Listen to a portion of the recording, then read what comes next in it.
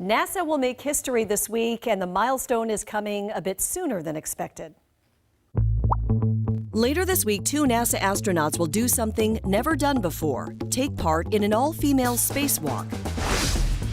Let's connect the dots.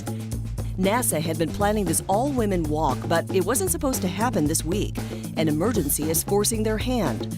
A critical battery power controller failed last weekend, meaning they had to move up the spacewalk. Now astronauts Christina Koch and Jessica Meir will replace the broken component. Only 15 women have ever walked in space, but they have always been with a male co-worker. So this is a first in space exploration. And while some feel it is long overdue, it is also technically overdue.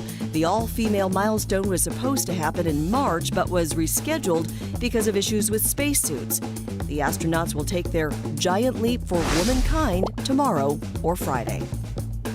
Washington native astronaut Anne McClain was supposed to be part of that scheduled walk back in March, but her suit didn't fit. In a tweet, she called the first women walk together the A-Team.